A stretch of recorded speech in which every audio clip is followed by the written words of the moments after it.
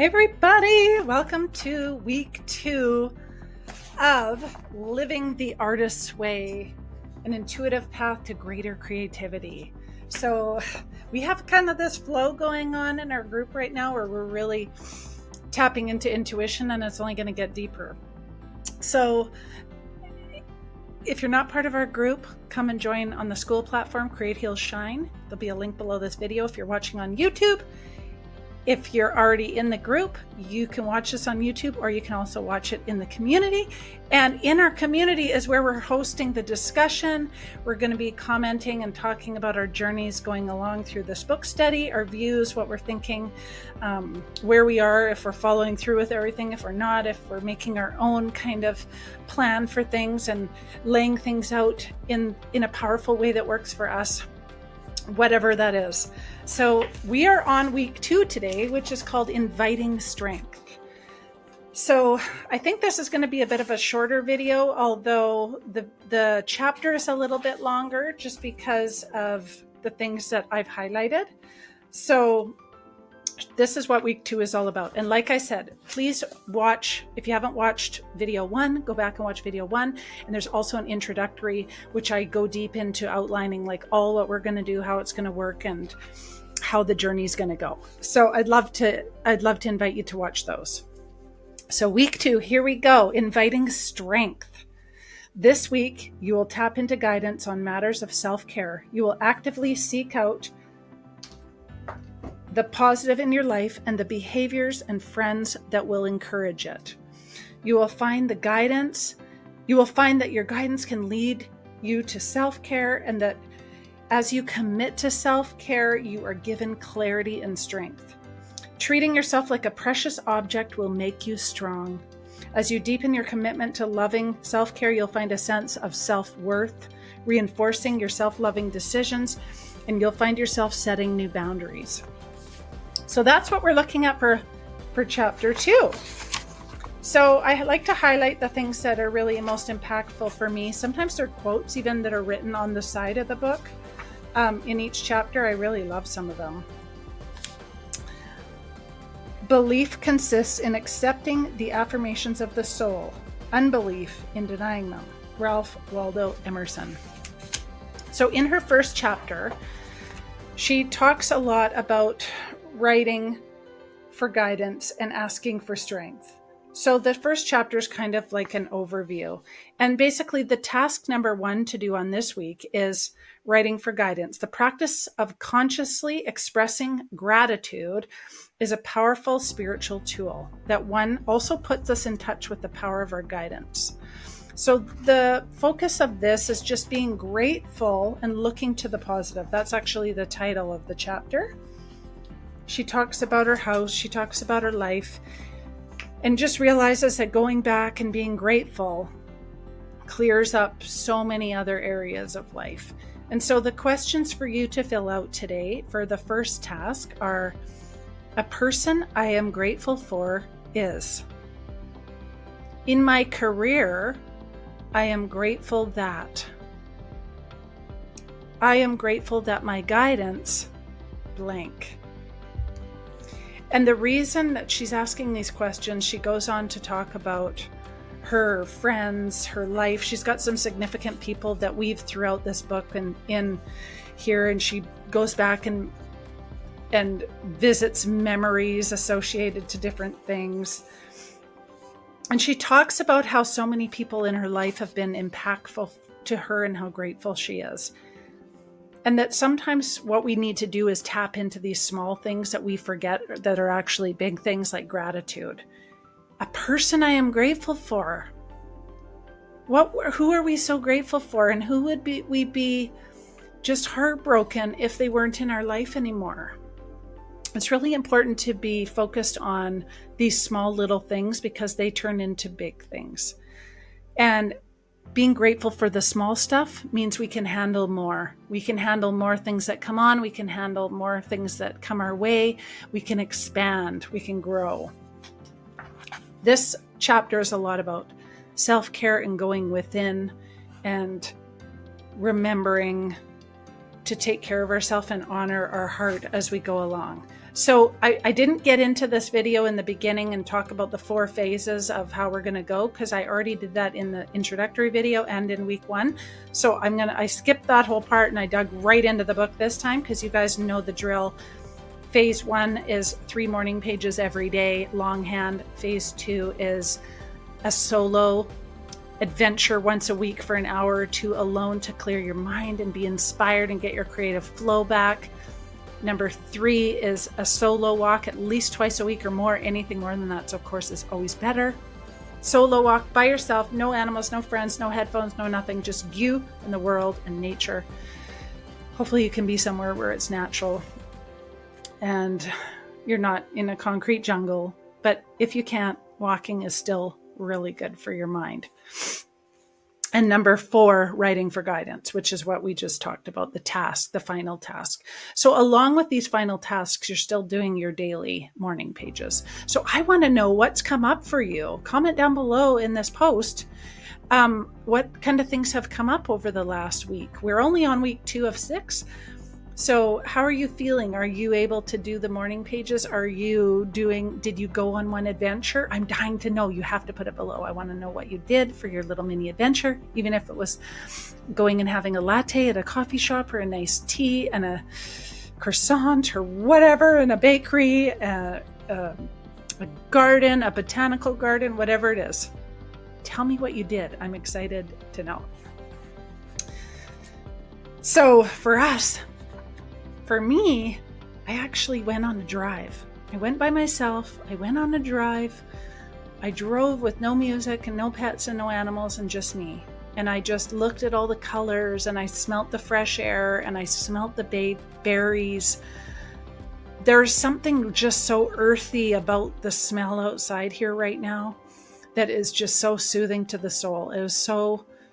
And I had no destination. I just got in the car and drove. And that is what felt right for me. So please tell me what you did. I'd love to know. And it was so rejuvenating. You wouldn't think something so mindless could be so powerful, but it really is. And just even getting in your car, and if you haven't done yours yet and you need inspiration, get in your car and just go somewhere. See where you end up. It's really fun. It's really fun. I ended up at the creek. So she says, this is one of the quotes on the side. In order to trust your vibes, you have to first be able to sense them. And to do this, you must quiet your mind. Sonia Choquette, which is tapping into the intuition, tapping into your soul, tapping into your heart. So I wanted to read this part because it felt really beautiful to me. She says, it's 7:30. The mountains are settling into dark folds. The pinyon tree bobs gently in the twilight breeze.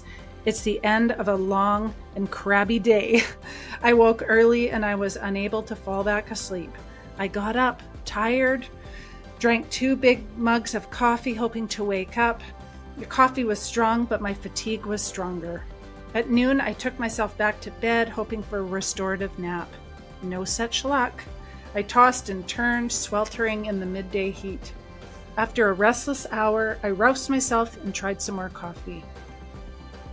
It was as if the caffeine was missing. The coffee had no effect. I faced the remainder of my afternoon, tired and cross. It occurred to me to seek guidance.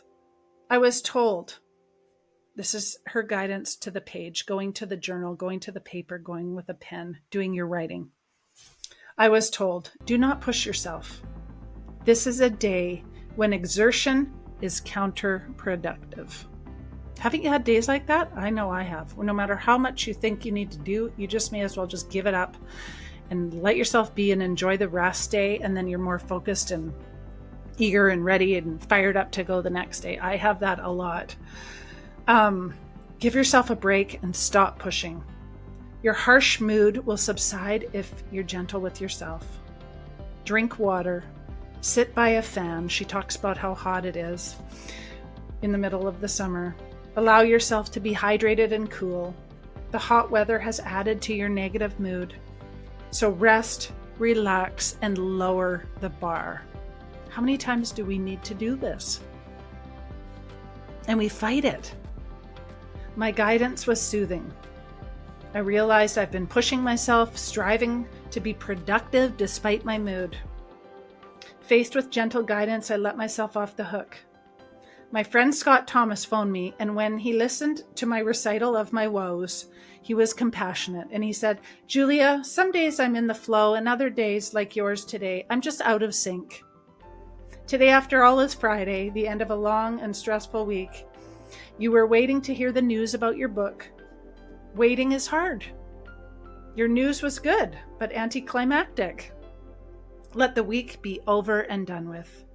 I was so grateful to Scott for his advice. He's a gifted therapist. He was trained to dismantle anxiety. His words to me were a soothing balm. I found myself thinking how lucky his clients were to experience such gentle compassion. His advice to me was simply, slow down. And how many times do we get lost in that trap, suffocated by the feeling of not enough, hurry, do more, when all our body is screaming to do is rest. Allow me to rest. This isn't going to happen today. Tomorrow's a whole nother day. And so I thought that was such a beautiful chapter, or beautiful section in the chapter. So now task 2 is writing for guidance. She says, often we slow down and we find that we open the door to guidance and inspiration. It's a paradox that by easing up on ourselves, answers seem to just come to us out of nowhere, and often with powerful speed. Ask your guidance. What could you do to ease the pressure on yourself? Can you take a break or a nap? Can you push a deadline? Can you give yourself a full day of no expectations, where you actually ask for nothing of yourself? What do you hear? Can you give it a try? That's task 2. Her next section is called The Inspiration of Friends. And she goes on to share a bunch of stories about her life and her friends that come and go through her life that have always been there and that are so supportive to her. And sometimes she forgets to tap into that. And one of her friends, Emma, she's been somebody who does the morning pages like clockwork. And she talks about there are the morning pages, 3 pages of longhand morning, writing about anything and everything. I ask questions in my morning pages and then I listen for the answer. I should probably ask more questions than I do. I ask my question and then I write out the answers. I ask a specific question and I get a specific answer. Emma pauses, marshaling her thoughts. She continues, "For me, guidance also happens when I'm walking. Sometimes during the day I'll take a walk and I'll walk out with a particular question or agenda, and it gets answered as I'm walking. Sometimes I address the question to a specific person. Sometimes it's more general, not a specific person. Either way, the guidance always comes to me." So it's really powerful when you take time to quiet yourself and go inward and ask yourself these questions. You'll get the answers. They come to you. So I really loved that. And there's a quote in here by Dalai Lama. "We can never obtain peace in the outer world until we make peace with ourselves." Pleasure is always derived from something outside of you, whereas joy arises from within. Eckhart Tolle. So task number 3 is writing for guidance.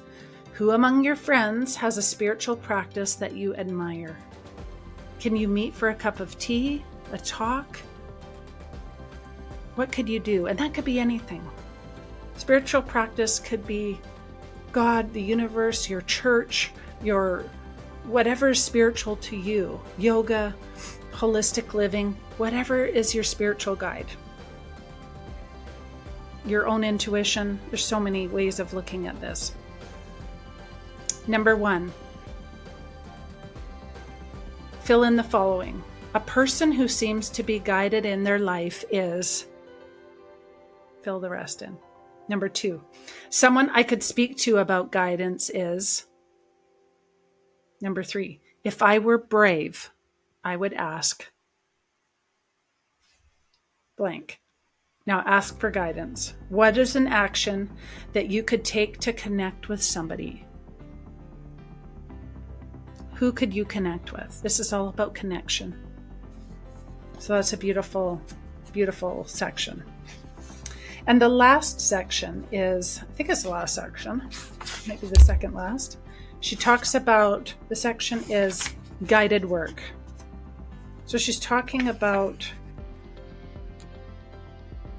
her work. So when you think about this, you could think about your business, you could think about your job, you could think about retirement, you could think about whatever you do for work. At twilight, the mountains loom dark and ominous. Their peaks hulk black against the sky. The moon rises silver and luminous, dimming the stars. It's the witching hour. Not day, but not yet night. I call that the golden hour. It's so beautiful. Her trees cast shadows, and she asks the paper, "Can I have guidance for tonight?" Tonight is a night for writing, is what she receives. We give you thoughts and words, my guidance responds. I am dubious. I have no thoughts or words. Not tonight. I don't feel like it. Instead, I feel empty and devoid of inspiration. And so I ask again, can I have guidance for tonight? This time I hear, tonight is the night to write. Talk of what's troubling you. Ah, there's the directive. Now I have some words and thoughts to put down. And so for 2 weeks, I've been waiting to hear from my British publisher, Andrew Franklin.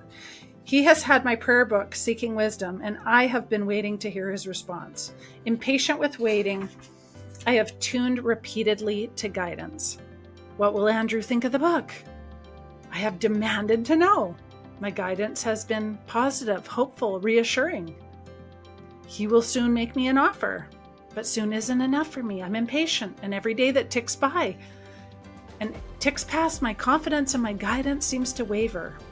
Andrew likes the book, my guidance says, but I don't believe it. He doesn't like the book, I fear. That's why he's taking so long to get back to me. Then she goes on and on. About 2 weeks later, I turn once more to guidance where I'm chided for my lack of faith. Julia, your concerns are pointless. I find myself experience a welcome equilibrium. As twilight settles in, I am hopeful. Perhaps my book is a good one, worthy of the accolades it's been receiving. Perhaps Andrew will get back to me soon and be happy with the book. And on that positive note, I lay aside my dark thoughts, believing one more time in guidance. And so she's really focused in talking about how letting things go and detaching from the outcome is really powerful and important in this journey. That's what I take from it. And as we let go, the guidance just keeps coming. And so here we are with the next section. Task number 3 or 4, I can't remember. Take pen in hand and fill in the following. A lingering worry I have about my work is blank.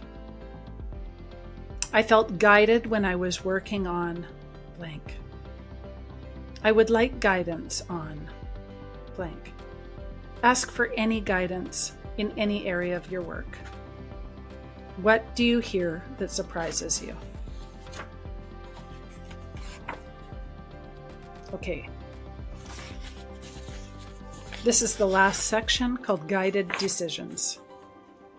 So now her friend Nick, he comes back into the scenario in the picture and he says, "How's it going on the guidance book?" Nick asks. And he's a writer himself, so he's curious about her progress. "Well, I'm 70 pages in and I have no idea of what to write about. Something will come to you soon," Nick says. So I pick up the cue. "Have I asked you about written guidance?" I ask him. He walks a few long steps before he answers, "I do written guidance, but I wouldn't say I make it a routine. I tend to take to the page and write and ask if a question is bothering me. And if I don't feel I'm getting enough guidance through the ethers, I keep writing." "So you go to written guidance for specificity?" "Yes, but the guidance I get in writing can be very cryptic." And she says, "What does that mean?" And then he thinks, "I just go back a second time And then I get it. So I find that when I write 3 pages and then I ask for guidance, I tell him, I do that too, he says. The writing opens me up to hear the guidance. So your practice of writing for guidance is pretty casual, he says. Yes. When I write for guidance, I don't capitalize the word W. I just write. I let go of the pen and I see what wants to come out. Oh, I get it when you say it in that way. So she's comparing herself to Nick and she said, I should try that more. I find it really helps, he says. I've been writing for guidance for 30 years. Either that or you're stubborn. And she says, I am stubborn, but that does help. So not being so serious, not censoring yourself, not being so concerned with, I have to get an answer, because I know for a fact that when I ask something for an answer too much, too deeply, the mind will just create its own answer. The mind will come up with its own idea that isn't actually the true intuition. I have to be able to discern, is this my intuition or is this my mind giving me the answer? And so it's really important to just, I think, in what he's saying is just casually ask and see what comes. And so your very last task on chapter 2 is to ask yourself about a decision. Write for your own unique guidance. Is there a pending decision in your life, large or small, that you are trying to make? Write for guidance on this decision and find out what clarity is waiting for you. I thought that was a beautiful ending. So that's chapter 2. We're going to be on chapter every Monday. A new video comes out, and this one is like inviting strength, and next week is inviting calm. So I'm really excited. And then the first week was inviting grounding. So if you haven't watched that, definitely go back and check that one out.